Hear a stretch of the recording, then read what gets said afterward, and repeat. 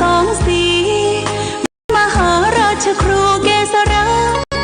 ปัญญาปรมาติกาจารย์จากวัดดับภัยเชียงใหม่สืบสานเวลาผ่าน131 ปีนานไกลวัดพระบาทอุดมรุ่งเรืองงามตาเจ้าน้อยบุญทาวงศาข้าหลวงกวงเชียงใหม่ปกครองหัวเมืองฟ้าทุ่มเทแรงกายแรงใจทุกชาติพันธุ์รวมใจรักษา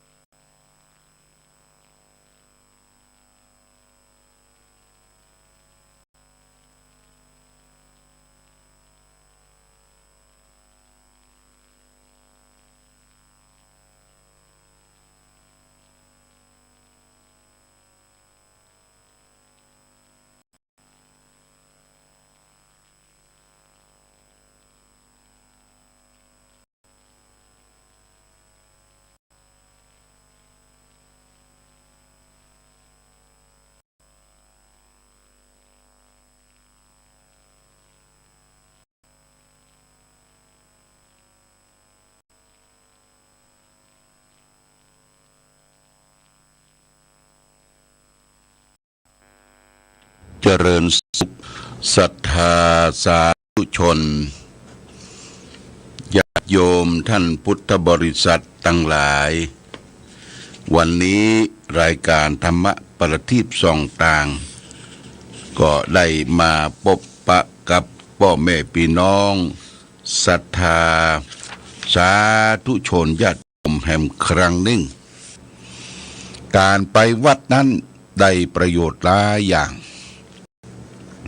ประโยชน์ที่หนึ่งเขาก็จะได้ไปเยี่ยมพระเจ้าประสงค์พระเนนอยู่ในวัดในวาการใกล้ชิดพระเจ้าประสงค์สมณชีพราหมณ์ถือว่าเป็นการเยี่ยมเยียนถามถึงสารสุขทุกข์ดิบความเป็นอยู่ของพระของเนนประการที่สองได้ไปเยี่ยมสถานที่ของวัดวาอาราม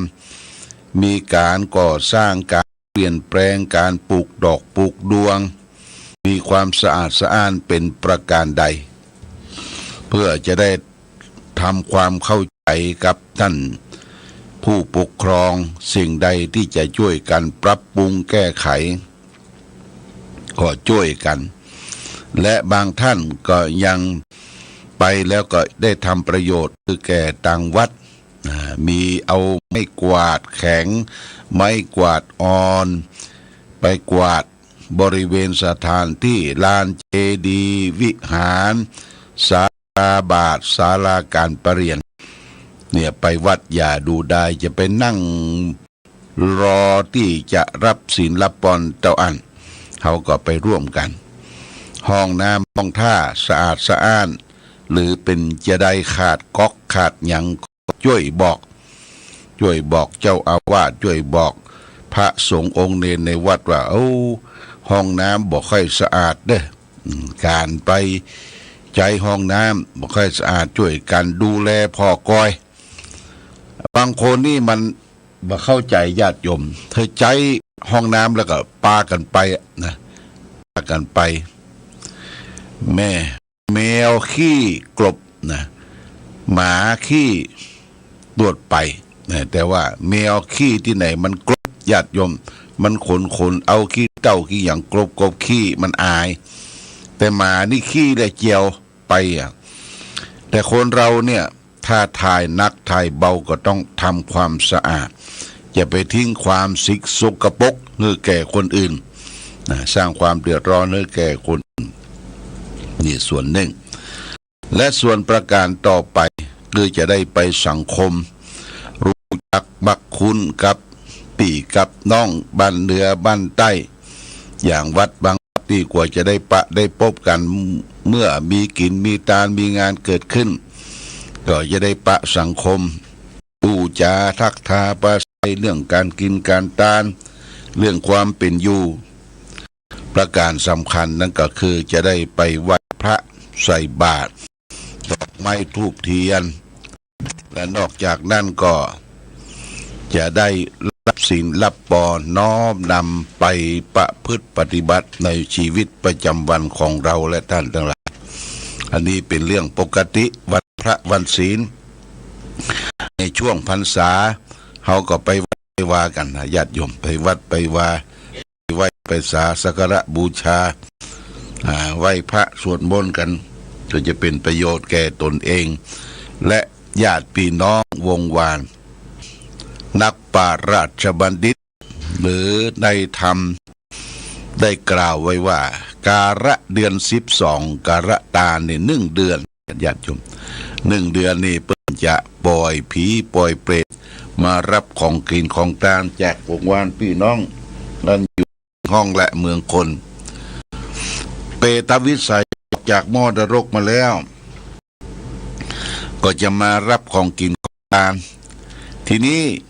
รับของกินของทานเนี่ยเพื่อให้กำหนดเวลา1 เดือนถ้าได้ปะปี่ปะน้องก็จะรับของกินของทานนั่นไปพุทธไปเกิดในสัมปรายภพที่ดีเปที่มีกรรมมากได้ทำไว้อดีตชาติได้สร้างบุญสร้างกุศลให้ทานศีลภาวนาคิดว่าตัวจะเข้าไปวัดไปวาถ้ามาเป็นอย่างอันสักกรรมก็ตายละเข้าละของเงินละทองไว้ให้ลูกสืบสารได้ต่อในภายหลังลูกที่ได้สืบสารเข้าของสัมปติของพ่อของแม่ไว้ซ้ำบักกินคือตาลบักกึดกินคือตาลตามกาลเวลาครบ1 เดือน12 เดือน 12ก็เปรตทั้งหลายออกมาแล้วได้รับของกินของสารก็ดมทุกข์ทรมานจมแซมตัวเองตัวเก่าว่าบุญน้อยชาติเกิดเป็นคนสร้างบุญสร้างกุศลไว้กับเปิ้นแล้วก็ฝากเข้าของสัมปติตายไว้ซ้ำลูกหลานเด่นสัมปันทวงศาเป็นคนอัฏฐปาลาหาพญาปัญญาบ่ได้สืบแทนเข้าของสัมปติของพ่อแม่ไว้บ่กึดกินกึดตานเนี่ยเปรตทั้งหลายก็มาจมมาแซมมาซ้ำเมื่อแก่ตัวเอง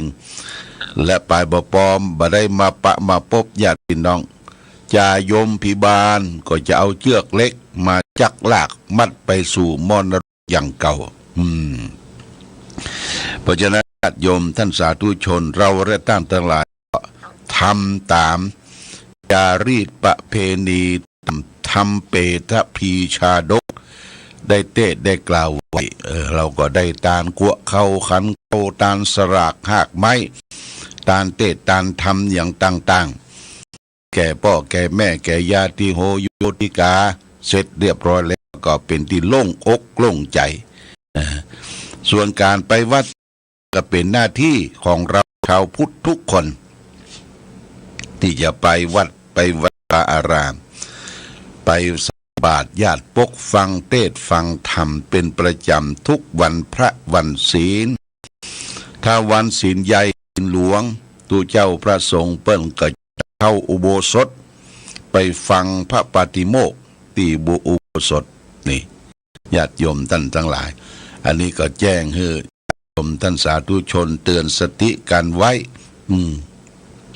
เฮาจะไปกินข้าวไหตันคำว่ากินข้าวไหตันนั่นก็คือบักกินบัตตานบัตตีนบักกินบัตตานบะ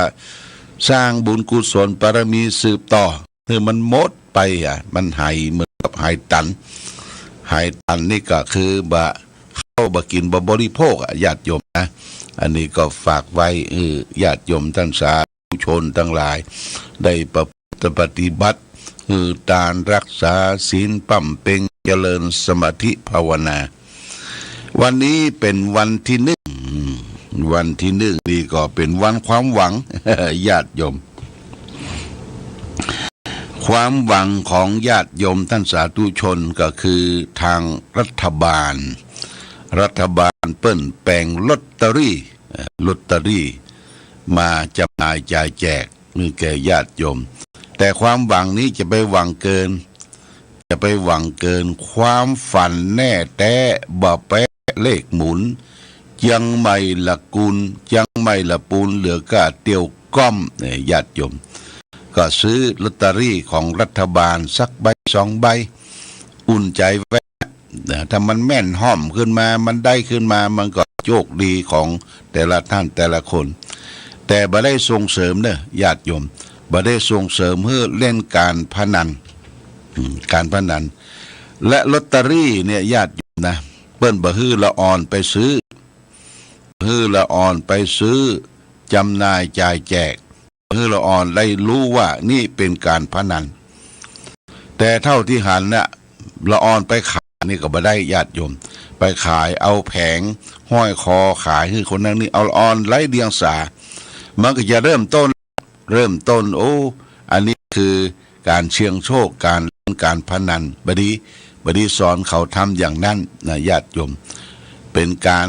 ทรมานเป็นการใช้แรงงานเด็กโดยพ่อแม่เอาลูกไปเนี่ยขายลอตเตอรี่นะเอาแผงกล้องคอนี่บัถูกผิดโดยผิดระเบียบผิดวินัยผิดเปิ้นกล่าวช่วงจาว่าแม้แต่จะขายลอตเตอรี่ใกล้ๆโรงเรียนใกล้ๆสถานที่ศึกษาเปิ้นก็ห้ามขายในสถานที่การศึกษาวัดวาอารามเปิ้นก็ห้ามไปขายเนี่ยญาติโยมเป็นการส่งเสริมเพื่อเสี่ยงโชคอันนี้ฝากไว้วันนี้เอาธรรมะมาฝากคือการที่ดำริออกวันนี้ฝากเรื่องก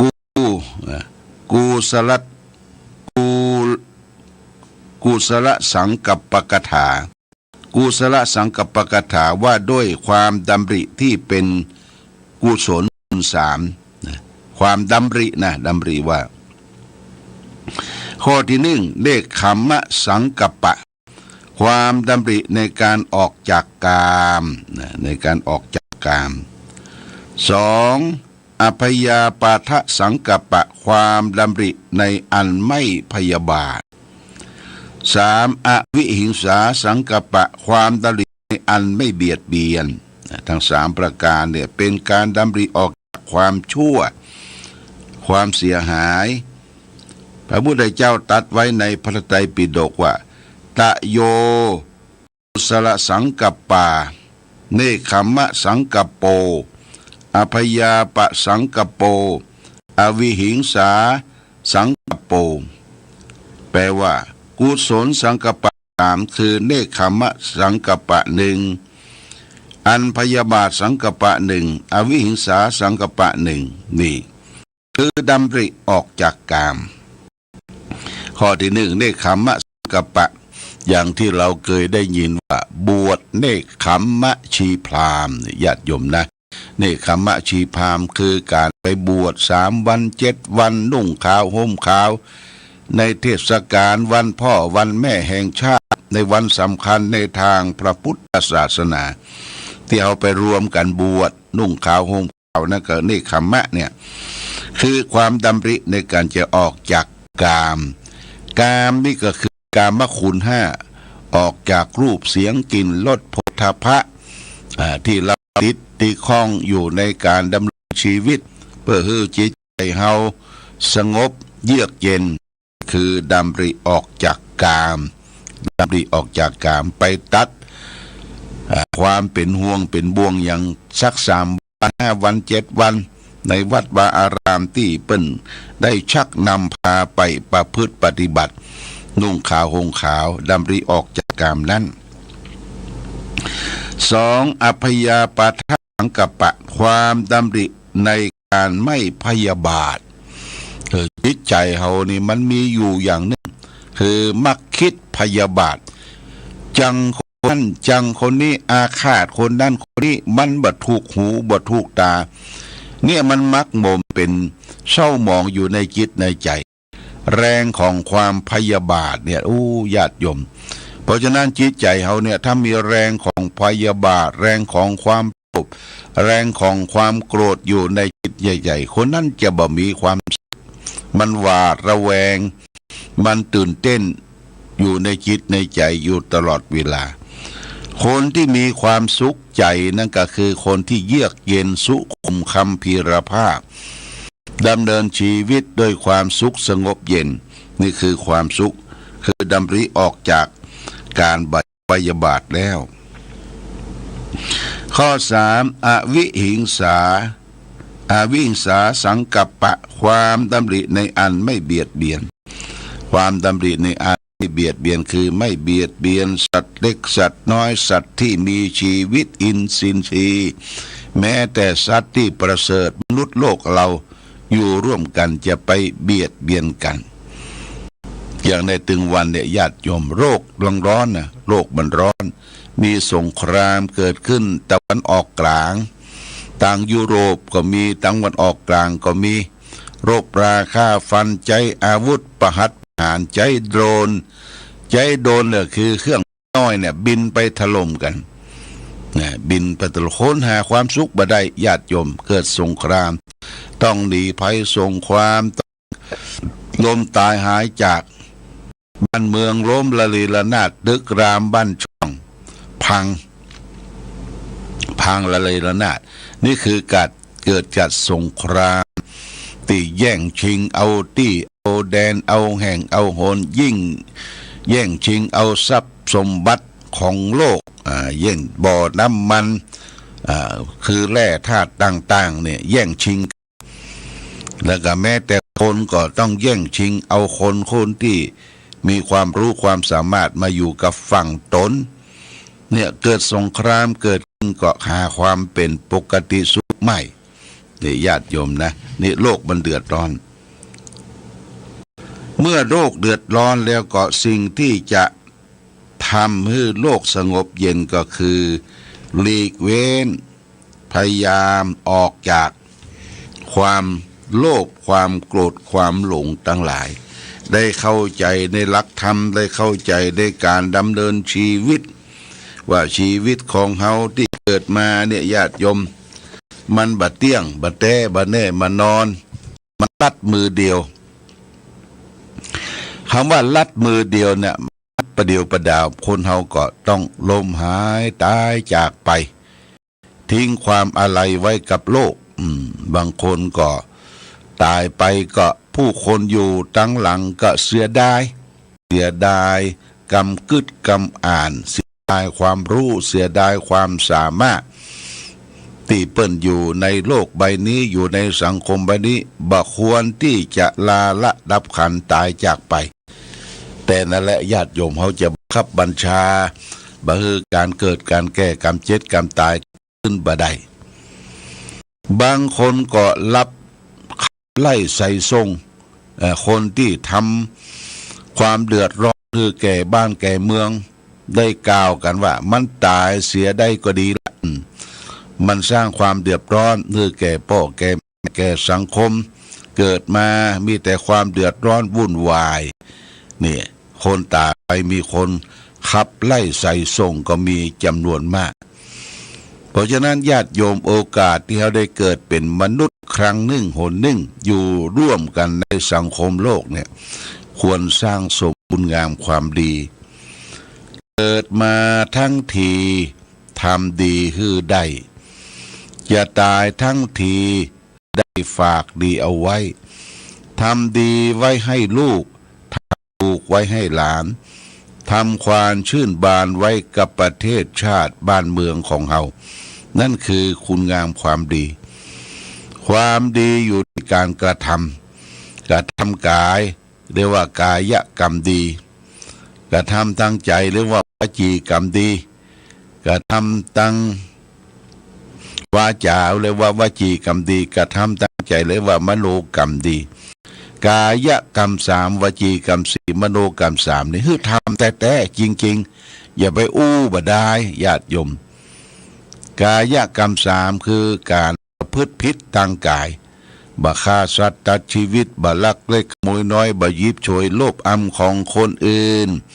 บ่ประพฤติผิดในกามที่รักษามีเมียแปลงของคนเขา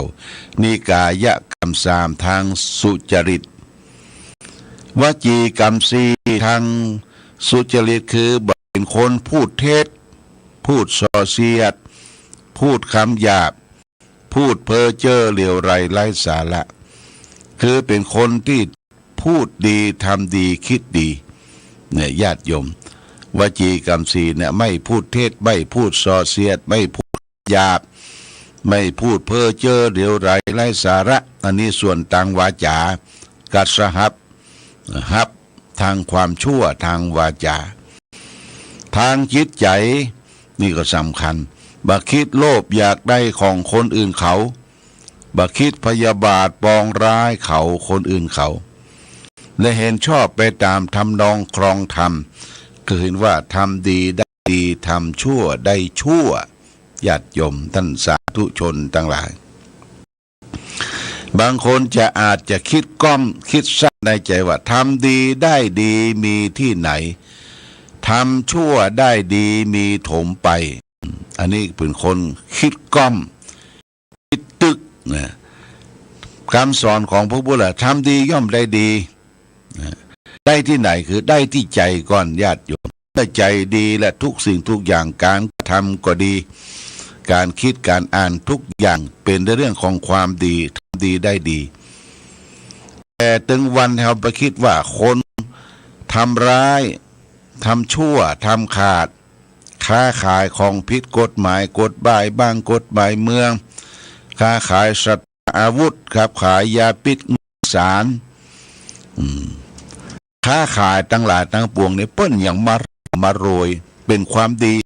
เฮาไปเอาความร่ำความรวยเป็นความดีบ่ได้ญาติโยมนั้นผิดหลักสอนในทางพระพุทธศาสนาอย่าไปคอยเปิ้นอย่าไปอิจฉาเปิ้นนะบางทีเปิ้นได้สิ่งนั้นมาอาจจะนอนบ่หลับเหมือนกับเฮาก็ได้นอนบ่หลับต้องตื่นภาวะต้องกลัวถูกจับถูกยับกลัวการยึดทรัพย์ยึดเข้ายึดของตั้งหลายตั้งปวงสู้เฮาหาทางด้วยความซื่อสัตย์สุจริตกินร้อนนอนอุ่นและหาทางตามที่เฮาวักมาใจนี่พอใจละญาติโยมพอใจละพอใจก็คือยินดีในสิ่งที่ตนได้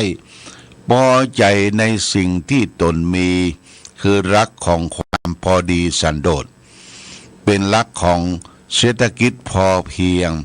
อย่างที่พระบาทสมเด็จพระเจ้าอยู่หัวรัชกาลที่9ท่านบอกว่ามนุษยชาติคนเราแม้แต่อยู่ในพื้นแผ่นดินไทย